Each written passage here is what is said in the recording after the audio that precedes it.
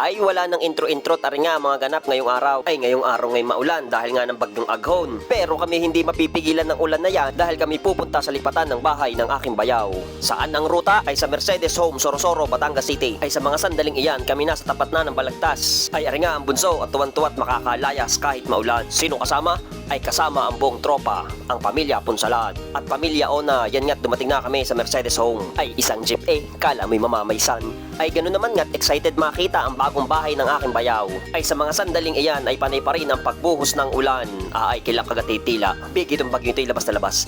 Ari nga ang may-ari ng bahay ang aking bayaw, si Bernard. At tari ang kanyang may bahay, si Talia. Congratulations sa inyo. Siyempre may pagkain yan, may log, may pansit, may tutong. Merong itlog, may bigas, may nilabong saging at nilabong itlog. At tari nga ang aking dinampot, palibasa ako'y nakalmusal na. Arigat mo po sa isang sulok at doon nagmukmok at binalatan ang nakuhang itlog. Palibhasa ngay bago umalis ng bahay ako'y nag-almusal na. Di yan na lamang ang aking natripang kainin. Ay ayos din naman nga Parang itlog na Tagalog. Ay yan palang ganyan lipatan ay kailangan may binibigay na regalo. At yung tinatawag na housewarming. At ang regalong naibalot ay di electric kettle. Naway hindi tumaas ang inyong bill sa Meralco. Madali na ang pagtitimpla ng kaping barako. Ay maya-may nawala ng ilaw. Ano ka nawala ang ilaw? Di ganyan ang ilaw. Hindi pala nawala ang kuryente. Di maya-may arid makadaglupagi na. Ang mga maglalaro sa pera o bayong ay sina. Ay hindi pala. Yan po ang mga kasama namin sa lipatan sa bahay.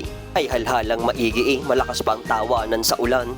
Ay ayos din naman nga't nakatawa ng kaunti. Maganda nga rin ang lokasyong arit, tahimik ang paligid. Malayo sa ingay ng mga sasakyan sa karsada.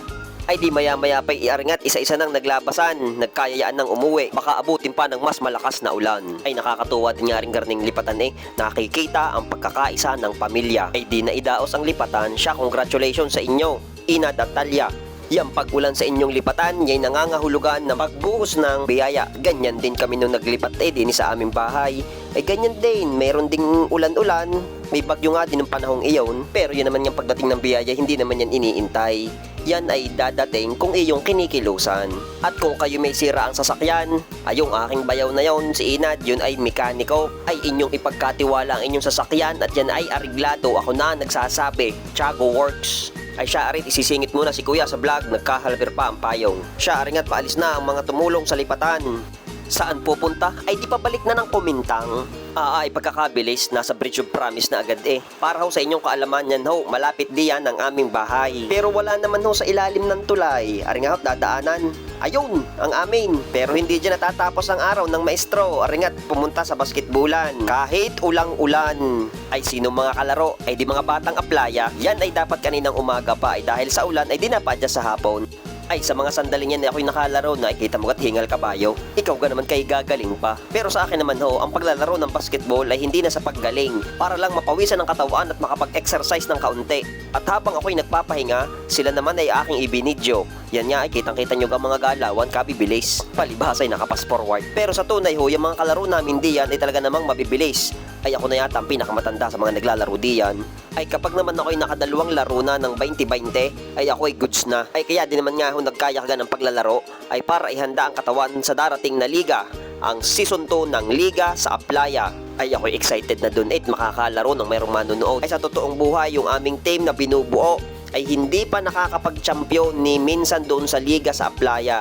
Yung ganamang kagagaling din nga ng mga manlalaro doon ay sa hirap makipagsabayan, talagang ang habol namin ay makalaro lamang. Tandang-tanda ko yung team namin na yun nung kami ay nasa midget pa. Ang tanging napanalunan, most behaved team. Ay okay lang din kaysa wala. Yun nga tumapon ng bula palayo.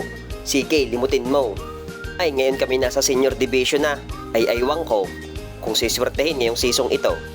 Ay siya, patingin niya kung ikay marunong magpa-shout. Ay totoo ka na isala pa. Isa pa. Ayun, kailangan pala walang bantay. Ay point guard naman ang position. Pinasa. Tinira. Ayun, shoot. Di may 1 assist. Siya, dali, takbo. Pasang kagad diyan. Labas, ay saliit mo diyan sa gitna. Taas pa ang kamay.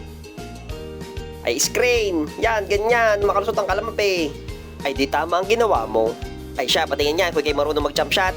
Tira Ayun, matukoy din naman niya Ay shot, i-replay at i-highlights. Ayun, ay kairing-kairi Ay aray, isa mo ng pass break. Tutukan na isala pa. Ipinasa na lamang. Ay nakoy, kabubulok din naman ng kalampi.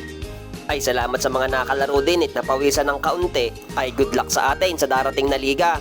Ay ang kailangan lang na may teamwork at yung presence ng bawat isa. Palibhasa ngay mga padre di pamilya na ang iba, ay pag oras ng laro, ay mga nasa trabaho pa. Ay mahirap namang lumaro ang lilima, pero wala tayong magagawa. Iba na ang kanilang responsibilidad.